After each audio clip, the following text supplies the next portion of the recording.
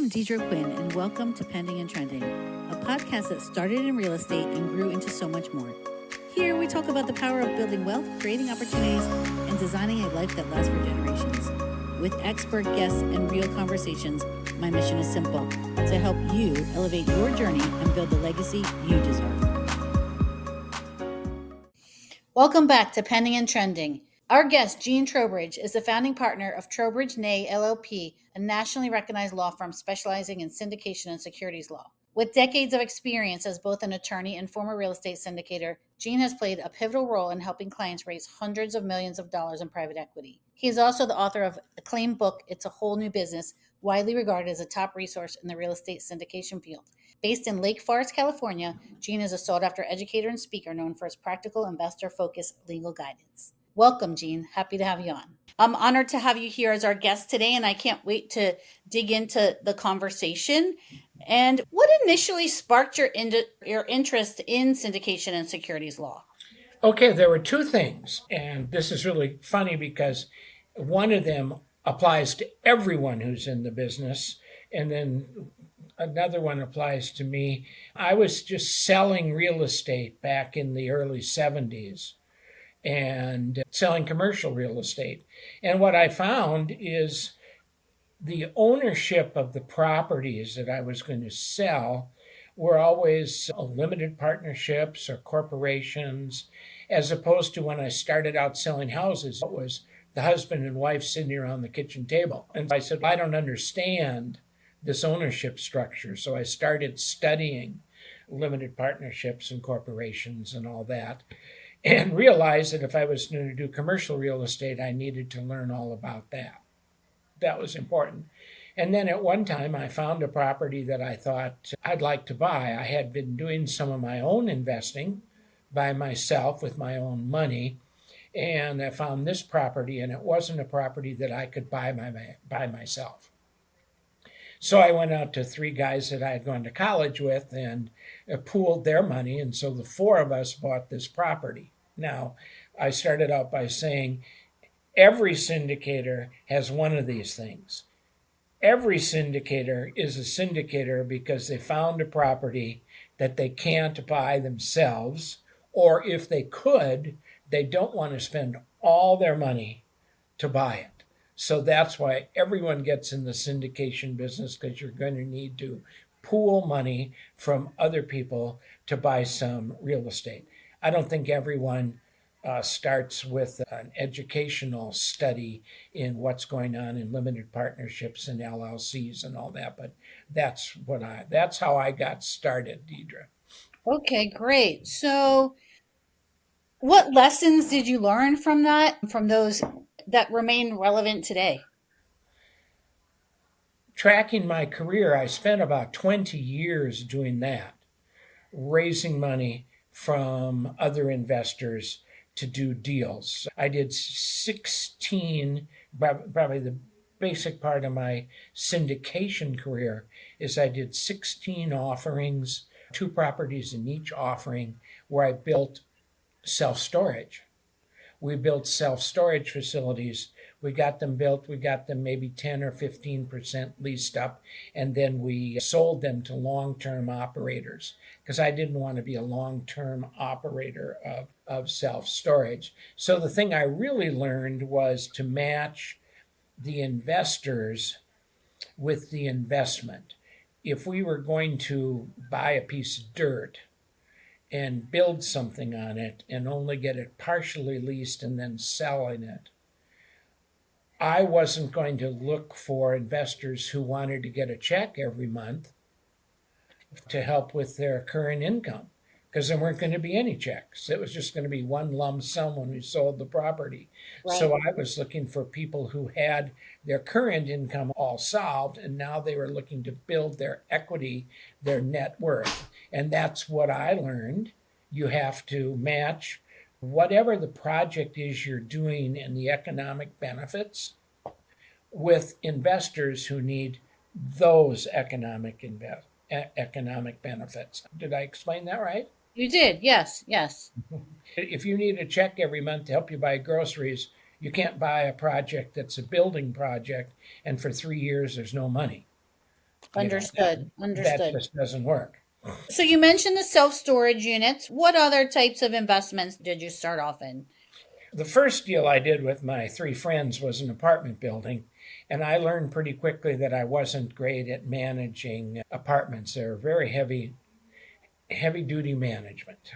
And then I said, what else is there? So I went out and I bought a mobile home park, an 86 unit mobile home park in a senior park where all the people were seniors. And that was okay from the management side, but I wasn't comfortable managing seniors. And literally, we had people die in the park while I was managing it. And I thought, I'm going to get out of that.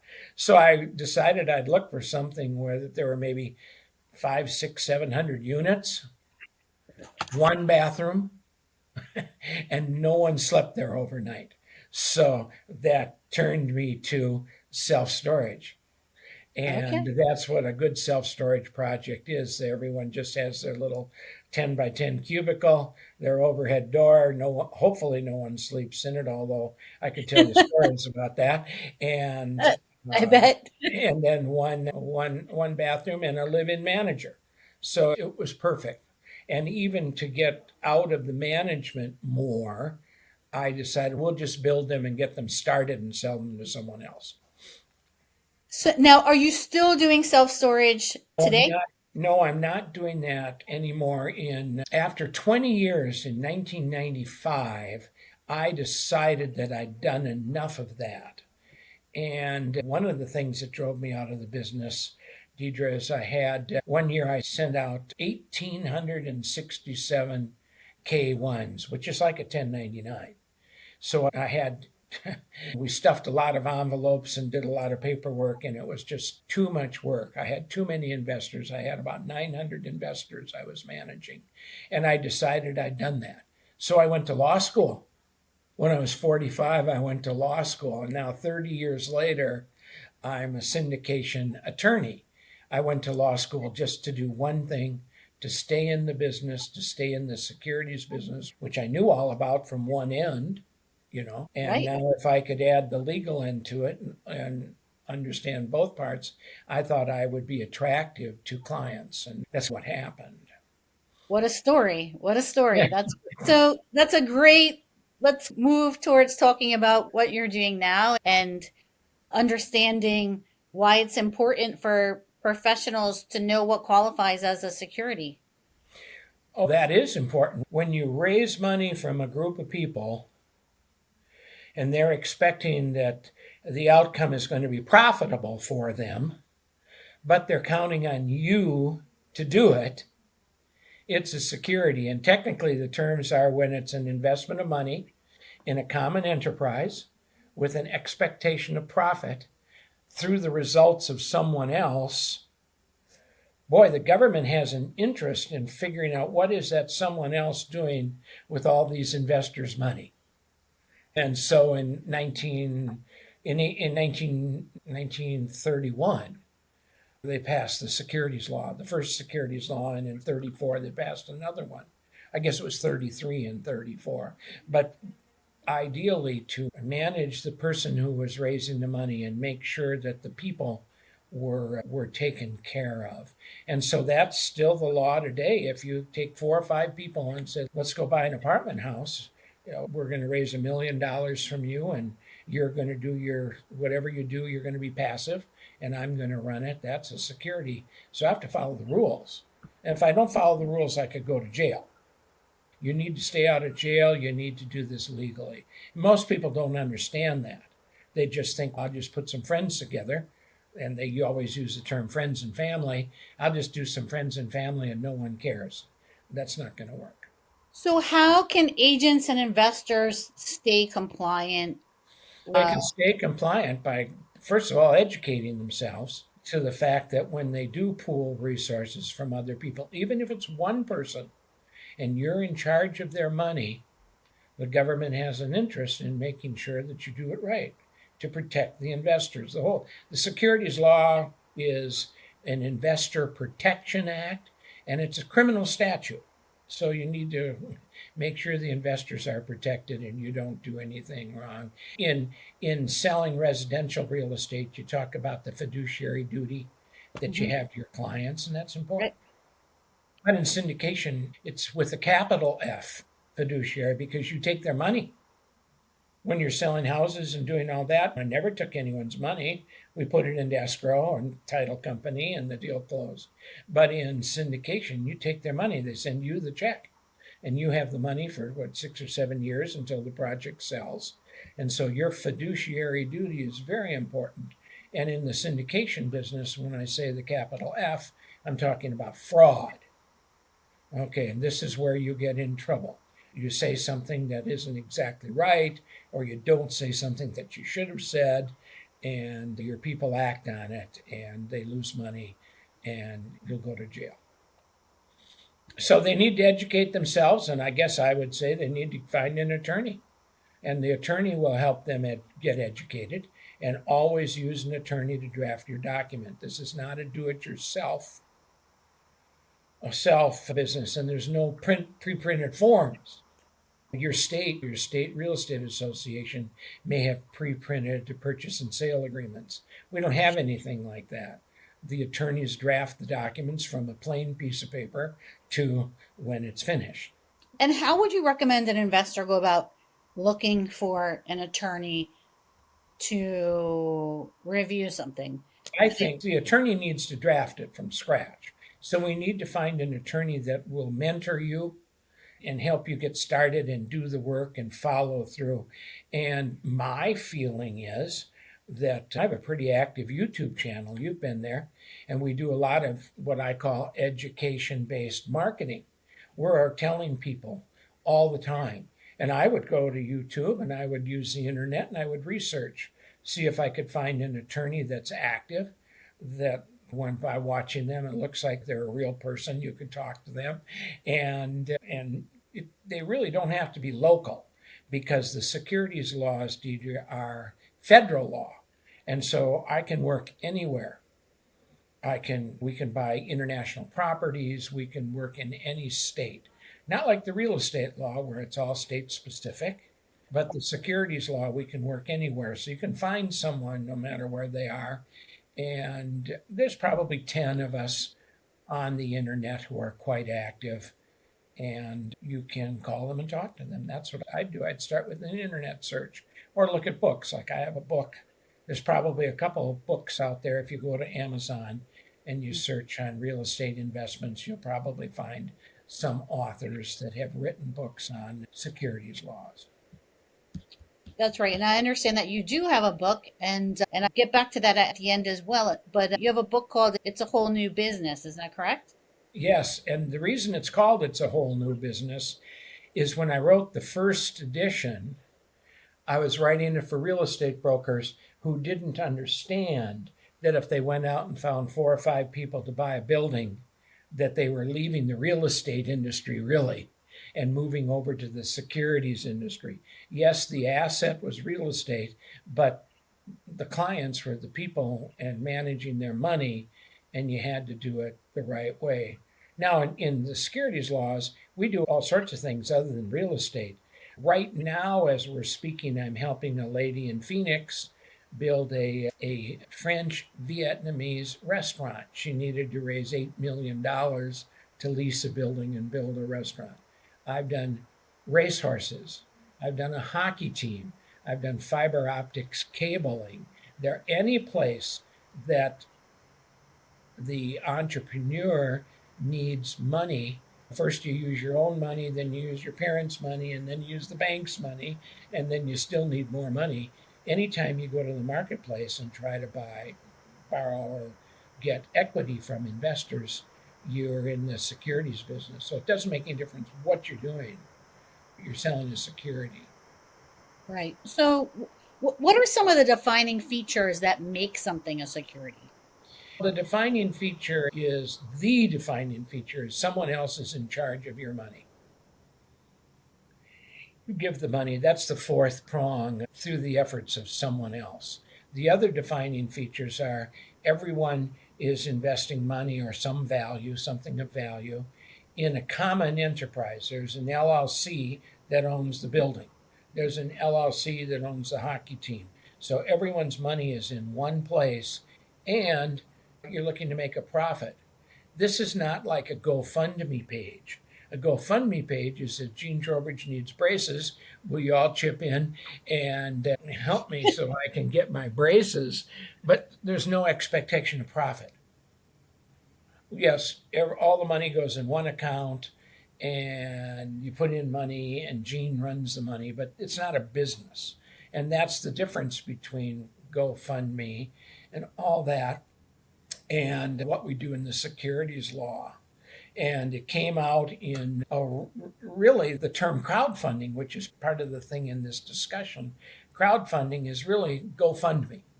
And we've had crowdfunding for years and years all around the world. But the securities industry came out in 2012 and said, we can take the same approach that you use for GoFundMe and apply it to something where the investors are looking for a profit. Sometimes in the old days, people who were making, this was very popular, their own beer, their own independent brand beer.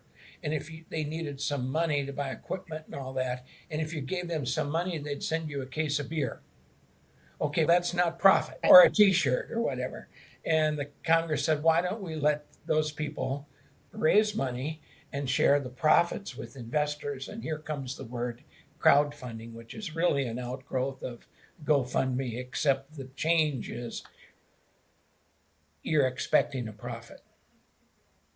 Right. Are there gray areas in there, or it's very... Oh, absolutely, there are gray areas. And what the neophyte thinks is if you're just raising money from friends and family, that's not a security. That's absolutely wrong. If, in fact, those friends and family are passive and you're handling their money, it is a security. The other gray area is how many people can you raise money from? There's a common feeling in the industry that you can't raise money from more than 10 people before you get into the securities world. No, one person, if you're in charge of the money, can be a security. And I think the other thing that people don't understand is that we need a certain set of legal documents to do this. And they have to be written in a certain way. There are some rules on how does a private placement memorandum get written? What are the sections? What do you have to talk about? And people need to know that. The gray areas really come from people who are just not educated in what they're doing. Okay, very good. What responsibilities fall on the sponsor, and what legal exposure could someone face if they don't follow the proper guidance? The real responsibility comes out of the fiduciary duty. And if I were to say, we look at fiduciary duty, somewhere along the line, it would say you're going to manage other people's money better than you manage your own money. You're responsible for doing that. That's the number one responsibility. So that starts with, at the beginning of the investment, full disclosure. We have to give full disclosure to the investor. We have to give them all the pertinent facts that they need ahead of time so that they can make an informed decision. That's where it starts. And then while you have their money and you're managing their money, you have to give them all the material facts that they would need to know about how their money is being managed. And that would take you right up to the disposition of the asset and the distribution of the cash at the end. So it's really a disclosure issue. And not making decisions that benefit you more than the investors. Example, and I'm always teasing about this. You tell a group of investors that you're buying an apartment building and you think it's going to be a 7-year hold. And why it's a 7-year hold is you have a mortgage that you're assuming and there's 7 years left. And so at the end of 7 years, you either have to refinance or you have to sell. Okay? 4 years into it, your daughter wants to get married. And it's going to be an expensive wedding. Maybe this would be a great time to sell that apartment building and collect your fees and collect your investment so you can pay for the wedding. That might be good for you, but is that good for the investors? So there's all sorts of conflicts that can come up while you're managing other people's money. And so you have to be very careful about that. So, what are the most common mistakes that sponsors make? Is it Okay, non-disclosure? Is it great. Yeah, most common mistake, what I find, is not giving yourself enough time to raise the money. You go into escrow on a property and you have 30 days to close and you haven't talked to an attorney yet, you're not going to be able to do that because it's going to take the attorney a couple of weeks to get the paperwork done, and then it's going to take you a couple of weeks at least to raise the money. I think if you don't have a 60-day escrow after you hire your attorney, if you don't have at least 60 days, you're not going to be successful. I think another common mistake that people have is trying to do it themselves. And let me ask you this question. Let's say you came to me and you wanted to flip some houses and you wanted some money, and let's go buy some houses and let's fix them up and flip them. Cool. And you're looking for 10 people with $50,000. So I call you and say, that sounds like a pretty good investment, Deidre, but let me ask you a question. If I give you the $50,000, what happens if something happens to you? All right? right. That's a pretty good question, isn't it? And Yeah, Deidre, it's a you've great got to have question. an answer for that. You've got to have continuity, a setup of continuity so that the investors are protected. We've come through in the last couple of years. COVID was I'm going to use the word killer, but COVID was very difficult to the independent sponsors. Very, very difficult. Illness, some people die, some people get sued, they get in a car accident and they end up in the hospital for 6 months. A mistake is not having continuity in your plan. First of all, it's a killer for marketing. If you didn't have an answer to that question, I wouldn't invest with you. So it's a Right. real killer for raising Makes sense. money. And having a database. In my old days, and I'm going to date myself, having a Rolodex of investors that you can call on before you start your business. And then I guess the last thing is understanding that it really is a people business. I don't care what asset you're doing. If you have 20 or 30 investors in your deal, you're in the people business. And very quickly, I had 900 investors. Very quickly, I understood that was the major part of my business, talking to investors, sending them letters, communicating with them. And if you're not into that, that becomes overwhelming. Very good. Thank you for sharing all that with us. That's very enlightening and helpful information.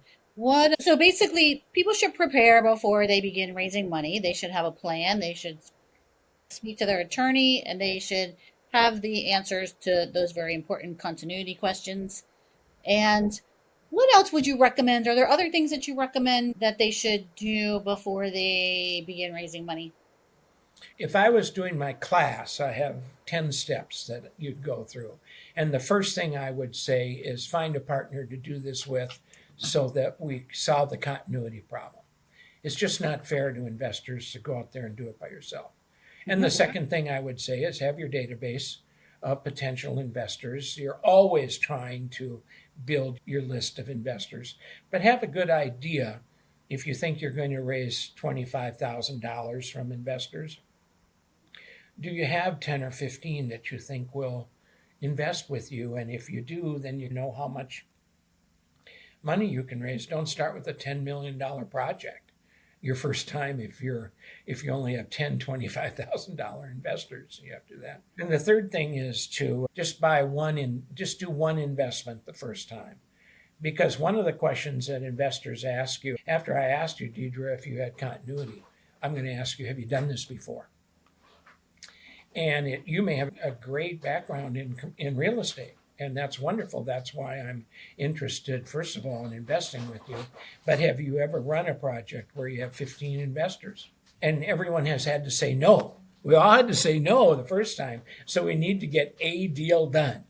So let's find a small deal with just one property, start it, get it closed, and start managing the property so you can say to the people, yes, I have continuity.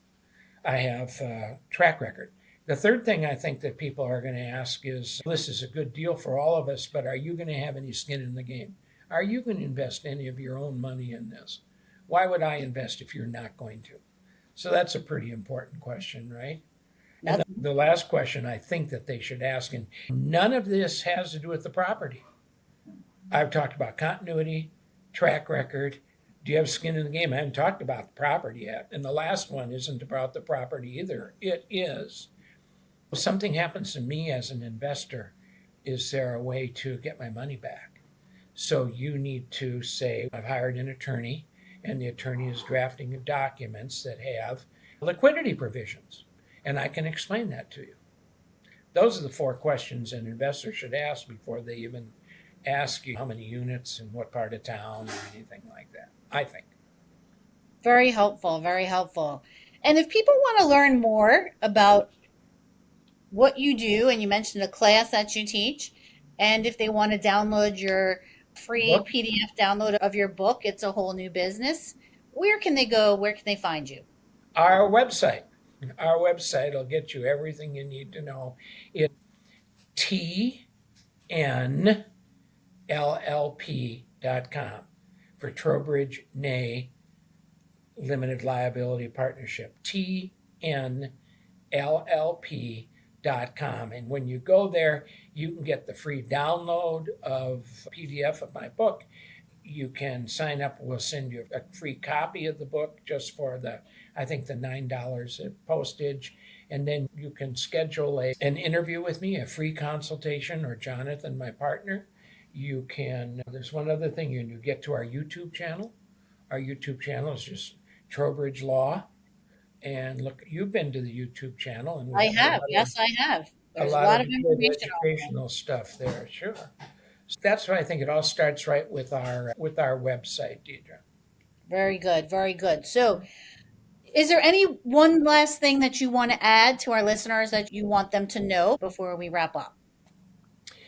Over the years, I found that there are 2 things that syndicators end up being concerned with.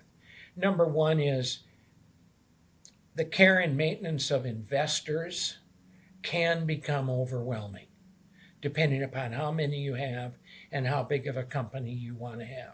That's why I left the business, because with about 900 investors, I really needed to grow. I needed to hire more people and rent more office space, and I just thought that was done. So at some point of time, the care and maintenance of investors is overwhelming.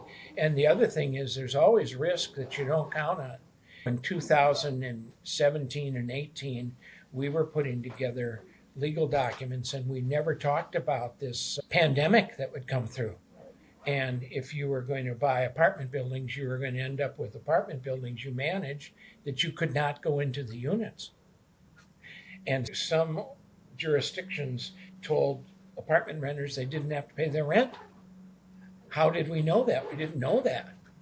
And then in 2020, when everyone was doing bridge loans, doing 5-year loans and at 3 and 4%, no one understood that at 2004 and 2024 and 2025, those loans renewed, and all of a sudden the interest rate was 7. There was no reason to know that. And so the risk is always a little more than you can expect. So have a good tolerance for risk in your mind, and don't be afraid when that happens. So overwhelming care of investors, and be ready for risk. Those are the 2 things if you want to do this. I guess the one thing I should say, if you have enough money to buy all the real estate you want for yourself, don't do what I do. Just buy your own real estate and never get in the business of taking care of other people's money. That's probably there you go. There's some advice for you as well, right? Jean, thank you very much for coming on today. I appreciate having you as a guest. And as always, thank you for tuning in. If this episode helped shift your perspective or gave you tools to grow, don't forget to share it with a friend, subscribe, and leave a review. It truly helps us reach more people on their wealth building journey. Until next time, keep moving forward, keep building smarter, and remember, together we unlock possibilities. Thanks for tuning in to Pending and Trending. Remember, generational wealth doesn't happen by accident, it happens by action. If you like today's episode, share it with a friend, subscribe, and let's keep elevating your journey together.